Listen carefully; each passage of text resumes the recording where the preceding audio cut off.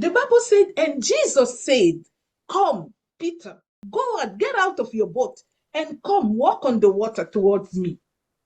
Et on voit ici que, selon la Bible, Jésus appelle Pierre et lui dit, Pierre, viens, sors de ton bateau et viens marcher avec moi sur l'eau. Come out of your comfort zone, in other words. En d'autres termes, sors de ta zone de confort et viens. Take the risk of coming out and come to join me. Hallelujah. Prends le risque de sortir de cet endroit qui te semble assez sécure pour venir me rejoindre. Whenever one of us encounter the Lord will put you in a situation where you feel like you are not safe anymore. À chaque fois que nous faisons une rencontre particulière avec l'Éternel, l'Éternel va nous mettre dans une situation où on aura l'impression de ne plus être en sécurité. Walking on top of the water, what is this all about? What is this all about? Essayons d'imaginer de quoi pourrait signifier ça, de marcher sur l'eau. Jesus is telling us a very strong message here. Jésus est en train de nous partager un message assez puissant ici. He's telling us there's nothing that God cannot do. Hallelujah. Il nous dit qu'il n'y a rien que l'Éternel ne puisse faire. There's no law that the Lord cannot break. Hallelujah. Il n'y a Praise aucune God. loi que l'Éternel ne peut briser. Because the law says that there's nothing that can be hanging on top of water without sinking inside. Parce que la loi, la règle nous laisse entendre qu'il n'y a rien qui puisse se mettre au-dessus de l'eau sans s'enfoncer. This is a natural law that everybody knows. Et ça, c'est une règle naturelle que tout le monde connaît. But here is Jesus, the Son of the living God, standing on top of water without sinking. Mais là, on voit Jésus, le Fils du Dieu vivant, qui se met au-dessus de l'eau et sans s'enfoncer. This is already a way to show us that this water that is there, I'm the one who created it. Hallelujah. Et ceci est déjà une affirmation de sa part, que cette eau sur laquelle je me tiens, c'est moi qui l'ai créée. And the Bible said everything God has created is subdued to him. Hallelujah. So even the waters are subdued to the Lord Jesus Christ. Et la parole nous dit bien que tout ce que Dieu a créé est en dessous de son autorité, se soumet à lui. Et donc cette eau, de fait, se soumet à l'autorité de Jésus-Christ. Because he rules. Parce que c'est lui qui a le pouvoir sur cela. And when you rule, you are the one who established the law to rule with. Et lorsque vous dirigez quelque chose, vous êtes celui qui établit le pouvoir sur cette chose que vous dirigez. You can switch that power anytime because it's subdued to you. Vous pouvez changer cet ordre des choses, vous pouvez changer ce pouvoir à quelconque moment que vous voulez parce que c'est sous votre autorité à vous-même. So when Jesus is standing on the water, he's subduing the water by telling the water, you become the rock for me to stand. Hallelujah. Et lorsque l'Éternel se tient sur l'eau et qu'il peut se tenir sur l'eau, c'est parce qu'à ce moment-là, il change le cours des choses en disant à l'eau, maintenant tu es un roc sur lequel je me tiens. He defined a new role for the water. He said, instead of being the one that will swallow me, you will be the rock that will sustain me. Hallelujah. Il Praise the Lord. définit ainsi un nouveau rôle à cette chose que lui-même a créée en lui disant, au lieu d'être l'eau sur laquelle je coulerai, tu deviens ainsi le roc qui pourra me soutenir et sur lequel je me tiendrai. So not only him can stand on the water, but he can give command to any one of us to stand on the water. The water will become the rock for you. Hallelujah. Et non Praise the seulement Lord. il peut changer cette autorité en ce qui le concerne lui, mais il peut également changer cette situation pour nous en faisant en sorte que l'eau sur laquelle nous pourrions nous noyer devienne désormais ce roc, ce rocher sur lequel nous pouvons nous tenir. By giving us dominion over the waters. En nous donnant ainsi domination sur cette eau-là. Dominion over the elements that he himself has created. Domination sur les éléments que lui-même a créés.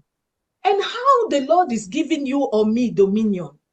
Et comment est-ce que l'Éternel nous donne cette domination, cette autorité sur ces choses? Just with a word. Juste par sa parole. The word of God is the power of God. Hallelujah. La parole de Dieu, c'est la puissance de Dieu. The instruction by God is already giving you power and authority to rule over something. L'instruction que nous donne Dieu nous donne déjà le pouvoir et la domination sur quels que soient les éléments qu'il aura voulu nous donner. So when I read in verse 29, Jesus, they said, and he said, come. That come is already the authority that is released upon Peter to have dominion, to be able to walk on the waters, and the water will sustain him like the rock. Et lorsque nous lisons dans le verset 29, lorsqu'il dit « viens », par ce mot « viens », c'était déjà une instruction qui était une autorité qu'il conférait ainsi à Pierre, lui donnant ainsi la domination de marcher sur l'eau qui deviendrait pour lui ce rocher. But the word says that Peter got out of the boat and he walked on the water towards Jesus. So he could do that because he had received that authority from Jesus. Et la parole nous dit que Pierre sort donc de la barque et marche sur l'eau et va vers Jésus. Il avait ainsi reçu cette autorité déjà qui lui permettait de faire cet acte-là. They said, but when he saw that the wind was strong, when he saw, that means there's something you see that will destabilize you. Et nous voyons tout de suite après dans le verset 30, mais voyons que le vent était fort. Voyons que. Donc, ça veut dire qu'il y a des choses que l'on peut voir qui vont nous déstabiliser. And the Bible tells us, man shall not live by sight, but by faith. Et la parole nous dit que l'homme ne devra pas vivre par la vue, mais par la foi. There are many things that you will see in your life that will come and trigger your faith. Il y a beaucoup de choses que vous verrez dans vos vies qui vont venir et qui vont bousculer votre foi. There are certain things that people will do around you that will come and, entangle your faith and, prevent your faith from breathing. Il y a beaucoup de choses que vous allez voir autour de vous, que des gens vont faire autour de vous, qui vont venir étrangler votre foi, empêcher votre foi de souffler, de s'épandre, de s'étendre. When he was walking on the waters, that faith was sustaining him. And the power that gave him that word by telling him, come, sustain him and enable him to walk a little bit. But when he saw the wind, that means when he saw the circumstance around, something has changed. Hallelujah.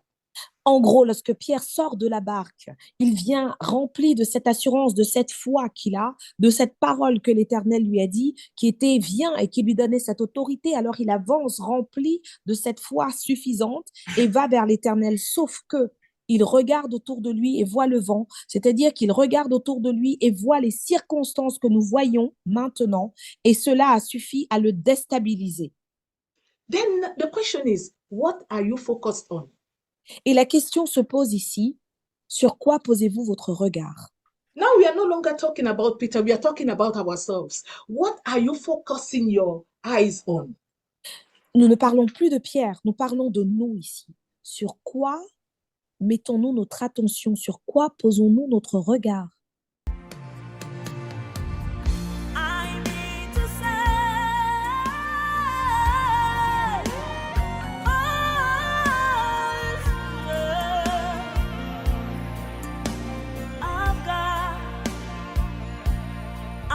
Dependent on you. Come do it again.